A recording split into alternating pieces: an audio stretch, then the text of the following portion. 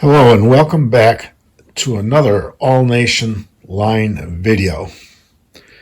Today I want to talk about the work I'm doing to rehab one of my old switcher engines, an NW2, which I think was intended to be painted up as a Santa Fe. But in any event, the drive mechanism doesn't work. The motor's dead. I don't know what's wrong with the motor. And so what I'm going to do is replace the entire platform here and the brackets with a new motor. The actual gearing on the tower drive works fine. It's a single truck power. There's no power on the truck on the front end here. And so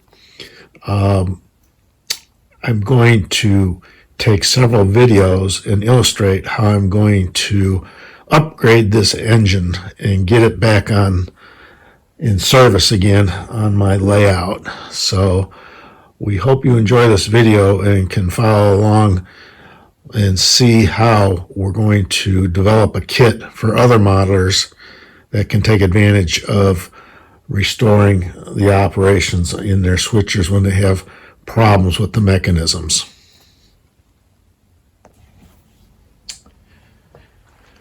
We'll continue on. So as luck would have it, once I develop the platforms and the mounts for the 40 millimeter diameter motor for this switcher engine, which might be a little overkill for the size of engine, but since I have these motors, I'm going to use them. I went to stress test the unit, hooked up the universals to the gearing, the power truck, and as I say, as luck would have it, this had all kinds of problems. So what I did was to investigate the problems and why the gearing was binding. I ended up rebuilding both sections of this power truck. I did this one first because I thought that's where the problem was, and there was a slight problem in that it didn't have the best shim rings in it because of wear. So I took it all apart and put the correct shim rings on the axle and on the worm, and in so doing, if you look at an original brand new truck, they were assembled by spreading or riveting these bushings in place. And I suppose the reason they could do that was they knew that by doing so, the distance that this bushing was machined, it would not collapse it and make it narrower, so they could afford to put some pressure on it. But in order to restore something like this, you'd have to take and either grind these or drill those out just slightly so you can take the framework apart. And so what I did on this was I drilled brand new holes on here, and I tapped them for 256 and used a very short 256 screw with a washer and a lock washer under the head of the screw, and reassembled them with the correct shim rings. And when all said was done, I had a very tight, well-functioning gearbox for that end. So I put it all back together and tried to retest, to do the stress testing on this, just to prove that my design is going to run smoothly and perform well, when this part of the tower drive gave me trouble and was binding. And so with a lot of investigation and study, not only did shim rings need to be replaced, but the bottom bushing on the bottom gear was so well worn that what happens is you get binding because this is moving in this direction up and down. Now that this has totally been refurbished, I can turn it, and there's no movement horizontally, and there's no flexing or changes. The gearing stays in the position where it's supposed to, forward and backward. And so it's a combination of getting the right shimmerings in place and making sure that your bushings that contain your drive shafts are in good condition. And usually where the torque is, it's usually this front one that's going to be the problem. So I put a new gear in here because I discovered that the gear that was in there had a big old crack in it. And one of the teeth on it was also kind of mashed up, so it looked like maybe at some point somebody was trying to force this to operate when structurally it could not.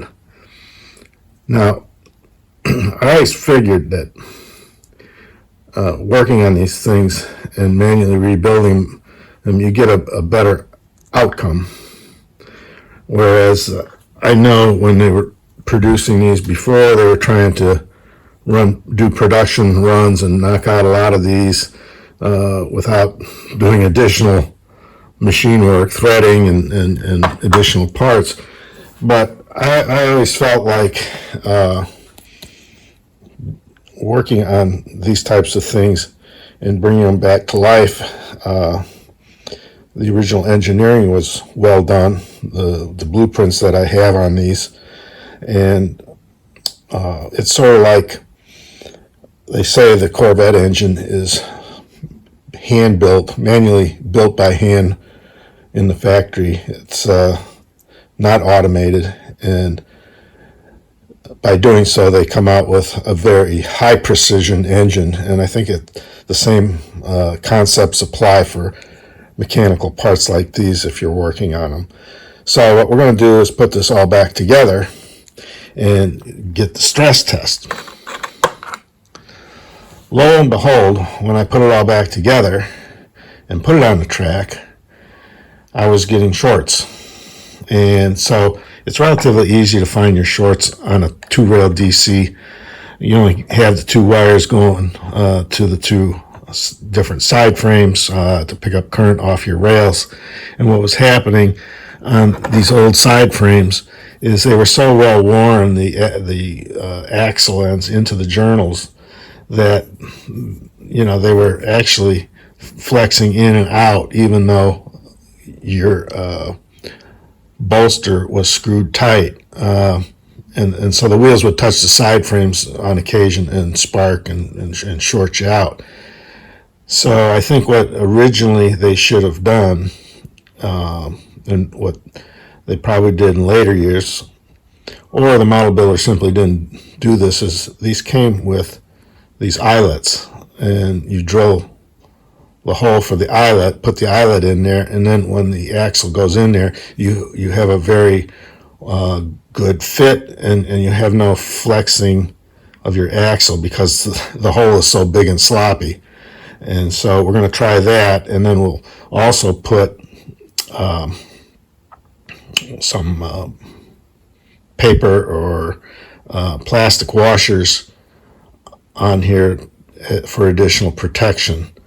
I was thinking also of just putting a coating on here, thin coating of plastic.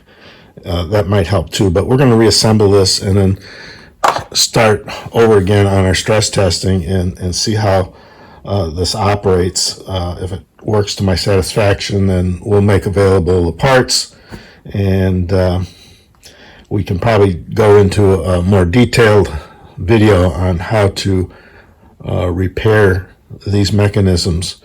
And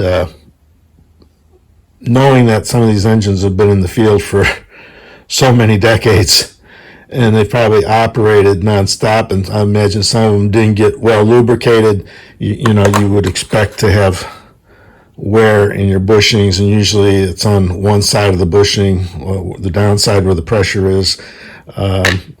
So lasting as long as they do, sort of a testament to the original design. And and quality that was put into this in the first place.